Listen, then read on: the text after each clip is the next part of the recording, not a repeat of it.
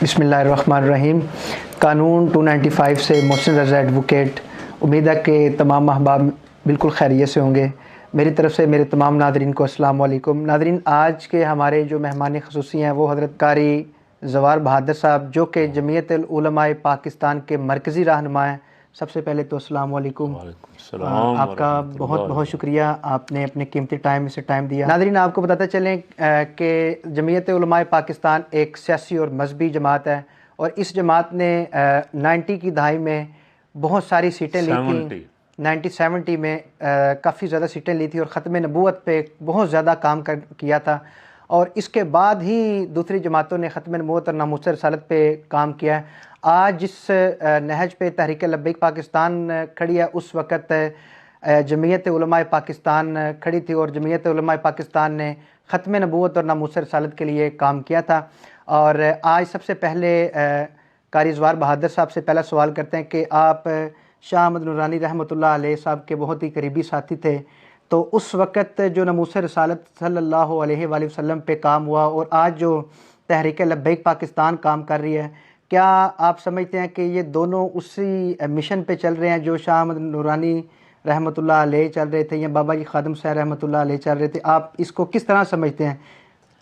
बिस्मिल्लाहिर्रहमानिर्रहीम।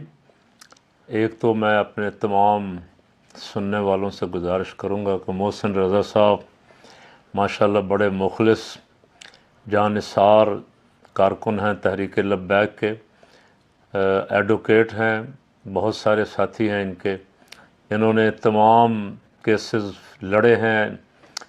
ये इलेक्शन के जितने केस थे तहरीक लब्बैक के उम्मीदवारों के, कागज़ात नामज़दगी से लेके अदालतों तक, वो सब अल्हम्दुलिल्लाह ये काम ये शौकिया कर रहे हैं।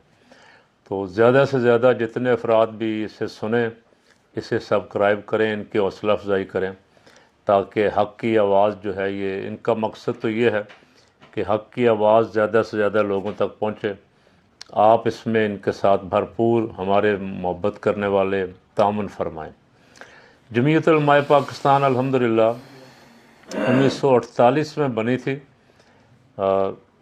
28-29 मार्च 1948 को अनवारुल उलूम मुल्तान में हज़रत गज़ाली ज़ुमा अल्लामा सैयद अहमद सईद काज़मी रहमतुल्लाह अलैह की दावत पे, और इसका जो पहला आगाज़ मंशूर दिया गया था वो दीनी मदारस और अहले सुन्नत की मसाजिद का तहफ़्फ़ुज़ करना, उसे फ़रोग़ देना, उनके काम में तालीम व ताल्लुम में बेहतरी लाना।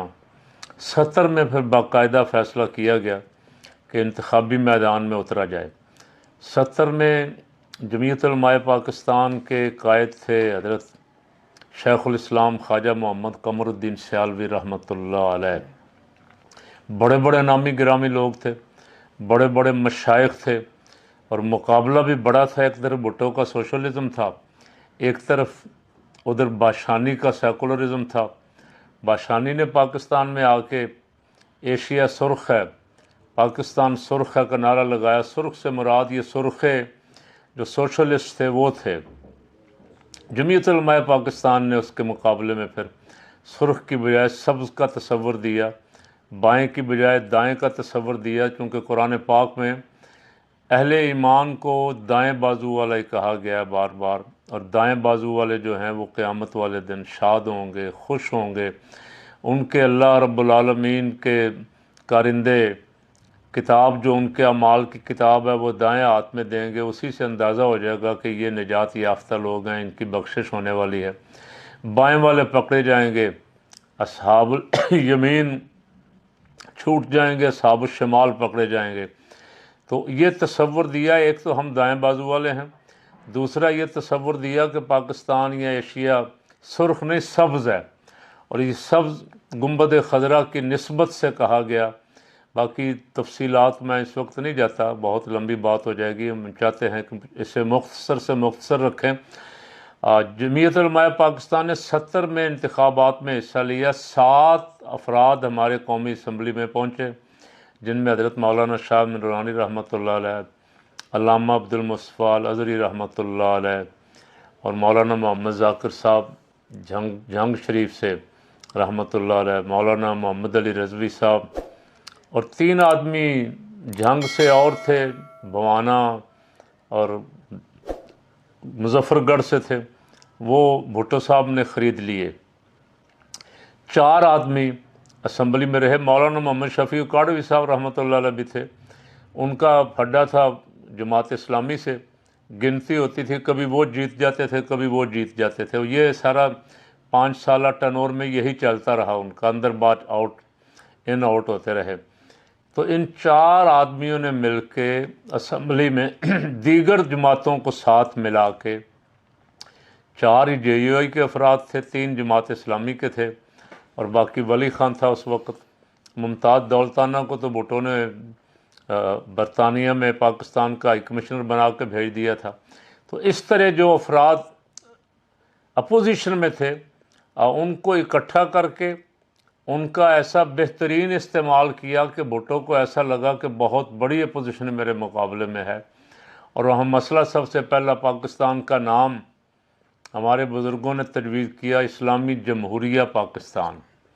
इस्लामी जमहूरिया से खौफ आता था सोशलिस्टों को और कम्युनिस्टों को। वो डेमोक्रेटिक पाकिस्तान खाली रखना चाहते थे, लेकिन अल्लाह का शुक्र है वो जो बुज़ुर्ग चाहते थे कायदे अहले सुन्नत वही हुआ। इसका नाम आज तक वही चल रहा है। फिर आइन में मुसलमान पाकिस्तान का वज़ीर आज़म होगा, मुसलमान पाकिस्तान का सदर होगा। फिर मसला खड़ा हुआ मुसलमान की तारीफ़ क्या है, फिर मुसलमान की तारीफ़ आइन में शामिल करवाई कि मुसलमान वो है जो ख़ातमुन नबिय्यीन सल्लल्लाहु अलैहि वसल्लम की ख़त्म नबूवत पे यकीन रखता है, ईमान रखता है, और आपके अलावा जो भी नबूवत का दावेदार हो उसे काफिर और मुर्तद जानता है। यहाँ से फिर ख़त्म नबूवत वाला काम शुरू हो गया।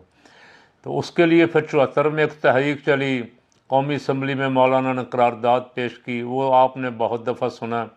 उस वक्त मैं भी छोटा था और ज़ाहिर अभी मैट्रिक का तालिब इल्म था, और मौलाना खादिम हुसैन रज़वी साहब रहमतुल्लाह अलैह भी मेरे तरह तालिब इल्म थे, दीनी मदरसे के तालिब इल्म थे। हम सब कारकुन थे हज़रत मौलाना शाह नूरानी रहमतुल्लाह अलैह के। मौलाना अब्दुल सत्तार नियाज़ी, मौलाना शाह नूरानी, सैयद शाह फरीदुल हक साहब रहमतुल्लाह अलैह, और बड़े बड़े मशाइख, ये सब एक प्लेटफार्म थे, एक प्लेटफार्म पे थे। इन्होंने फिर 77 भुट्टो ने जब 5 साल की मुद्दत पूरी हुई, इलेक्शन करवाया। इलेक्शन में धांधली की गई, ऐसी ही धांधली जिसका आज मंसूबा बन रहा है। 2 दिन बाद इलेक्शन है, यहाँ भी मंसूबा बंदी हो रही। उस धांधली के ख़िलाफ़ अवाम निकल आई, और अवाम की तहरीक ने इतना ज़ोर पकड़ा कि आहिस्ता आहिस्ता करते करते वो तहरीक निज़ाम मुस्तफ़ा के नाम से मौसूम हो गई।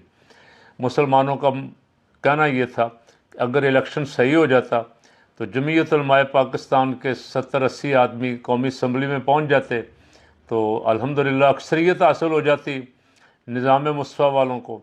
तो निज़ाम मुस्तफ़ा का रास्ता रोका गया धांधली करके, तो वो उसके ख़िलाफ़ तहरीक चली। तहरीक का नतीजा ये हुआ कि मार्शाल्लाह आ गया, इंतखाब दोबारा नहीं हुए। भुट्टो के और अपोजिशन के मुज़ाकरात तो कामयाब हो गए थे, लेकिन आखिरी वक्त में मार्शाल्लाह आ गया। और फिर उसके बाद चल सो चल है। हमारे जितने ख़त्म नबूवत का काम करने वाले हैं मोहसिन साहब, जी जी, मोहतरम अमीरुल मुजाहिदीन हज़रत मौलाना खादिम हुसैन रज़वी साहब, डॉक्टर मोहम्मद अशरफ आसिफ जलाली साहब और दीगर अफराद, ये सब मौलाना शाह नूरानी रहमत, मुझ समेत और भी बहुत सारे हज़रात उनके कारकुन थे। और ये पौधा मौलाना शाह नूरानी का लगाया हुआ है, जिसे आगे चल के फिर जिसको हज़रत मौलाना खादिम हुसैन रज़वी ने लीड किया। यहाँ तक तो मैंने आपकी बात का मुख्तसर सा जवाब अर्ज़ कर दिया, आगे आप इरशाद जी। फरमाएंगे। नादरीन, दूसरा सवाल जो है वो कार साहब से ये करूँगा कि शुरू से ही जमीयत उलमाए पाकिस्तान ख़त्म नबूवत नामूस रसालत पे भी काम कर रही है, और सियासी तौर पे भी असम्बली में भी जाती रही है। तो इस इलेक्शन में जमीयत उलमाए पाकिस्तान किस सियासी मजहबी जमात को सपोर्ट करने जा रही है, और किस हद तक वो इस इलेक्शन में पार्टिसिपेट कर रहे हैं? बदकिस्मती ये हुई कि मुमताज़ कादरी रहमतुल्लाह अलैह के मसले पे जमीयत उलमाए पाकिस्तान उस वक़्त थी, लेकिन बाद में उसके बाद जब ये इशू खड़ा हुआ जी जी, तो जमीयत उलमाए पाकिस्तान 2-3 धड़ों में तकसीम हो गई। जी जी, इसकी कुव्वत ख़त्म हुई, अब बहुत हद तक ख़त्म हुई, लेकिन उस वक्त तहरीक लब्बैक मार्ज़ वजूद में आ चुकी थी। तो अहले सुन्नत नौजवानों का रुझान जो है वो फिर तहरीक लब्बैक की तरफ हुआ। और एक चूँकि मौलाना के विसाल को उस वक़्त 15-16 साल हो चुके थे, 2003 में मौलाना शाह नूरानी का विसाल हो गया। तो नौजवानों में एक तड़प थी कि हमारा कोई सियासी, हमारी कुव्वत मजबूत होनी चाहिए और मैदान अमल में हमें आना चाहिए, इस तरह घरों में नहीं बैठ जाना चाहिए। तो वो सारे नौजवान जो हैं वो तहरीक लब्बैक की तरफ मुतवज्जे हुए, अल्हम्दुलिल्लाह तहरीक लब्बैक में शामिल हुए। जमीयत उलमाए पाकिस्तान ने पिछला इलेक्शन जो था उस वक्त भी हमने, हमारे ग्रुप ने कोई बंदा खड़ा नहीं किया था कि तहरीक लब्बैक मैदान में है, नुकसान ना हो अहले सुन्नत। इस दफ़ा साद रज़वी साहब से मेरी 2-3-4 मुलाकातें हुई थी और ये बात तय हुई थी कि हम जहाँ जहाँ लड़ेंगे एक दूसरे का मुकाबला नहीं करेंगे। उन्होंने मुझे तो खुली इजाज़त दी थी कि आप जहाँ से लड़ना चाहें, आपके साथी जहाँ से लड़ना चाहें, लेकिन हमारे साथी ज़्यादा मेरी तरह अब कमज़ोर ही हो चुके हैं, उम्र के एतबार से भी, सेहत के एतबार से भी, और माली एतबार से तो हम हमेशा ही कमज़ोर रहे।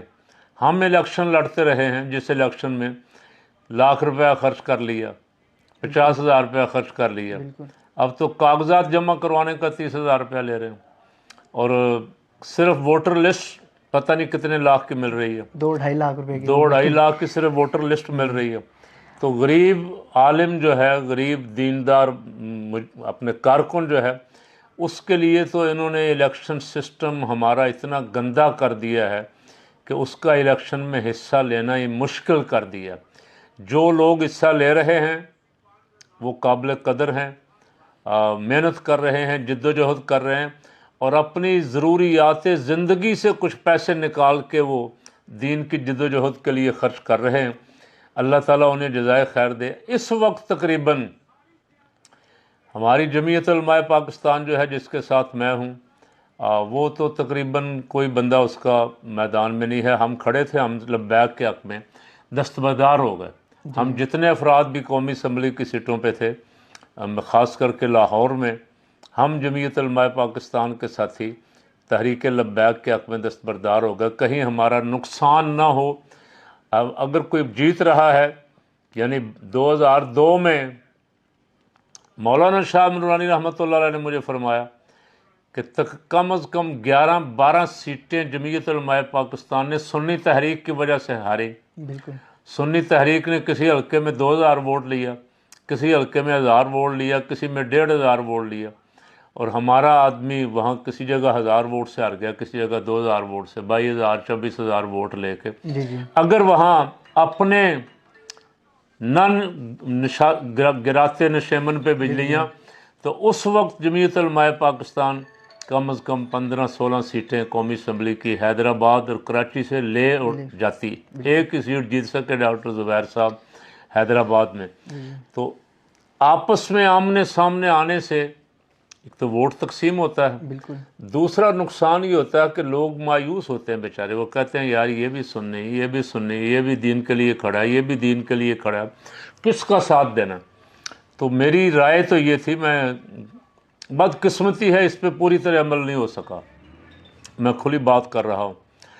कोशिश मैंने पूरी की कि किसी तरह ऐसा माहौल बन जाए कि तमाम अहले सुन्नत के अकाबरीन और सुन्नी कारकुनान जितने भी हैं जो इलेक्शन लड़ने जा रहे हैं, ये इलेक्शन से कुछ 6 महीने पहले एक प्लेटफार्म पे इकट्ठे हो जाएं और मुल्क में मिल के निकलें। जैसे PDM आज, हाँ, ये मोती दरवाजे में मुश्तरका जलसा करें, ये नश्तर पार्क कराची में मुश्तरका जलसा।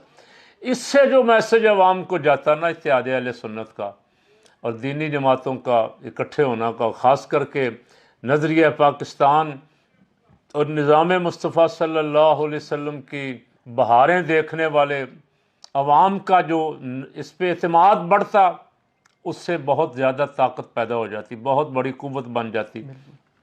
इसमें कभी वक्त आया तो इंशाल्लाह इस रात से भी पर्दा उठाएंगे, कौन कौन इसमें हायल हुआ, क्यों ये ना हो सका।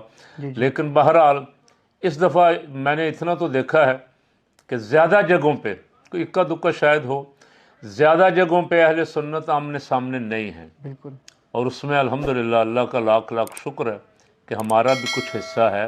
ماشاء اللہ۔ ہمارے جو ساتھی تھے جی جی وہ تحریک لبیک کے حق میں دستبردار ہو گئے ہیں، اس دعا کے ساتھ کہ اللہ تحریک لبیک کے جو کارکنان کھڑے ہیں ان کو بھرپور کامیابی عطا فرمائے، اسمبلیوں میں ہماری نمائندگی ہونی چاہیے۔ اچھا، میرا آخری آپ سے سوال ہے کہ پی ڈی ایم جیسے دوبارہ اب الیکشن لڑ رہی ہے، اس میں نون لیگ، پیپلز پارٹی، کاف لیگ، دوسری بہت سی مذہبی سیاسی جماعت میں موجود ہیں، تو آپ ان کے کارکنان کو کیا پیغام دینا چاہتے ہیں کہ وہی جو سکے ہیں پرانے ہو چکے ہیں، جو بار بار آ چکے ہیں، انہی کی طرف راغب ہونا چاہیے، یا پھر ایک مذہبی اور سیاسی جماعت جو ہے تحریک لبیک پاکستان؟ ایک تو یہ ہے کہ محسن صاحب اپنے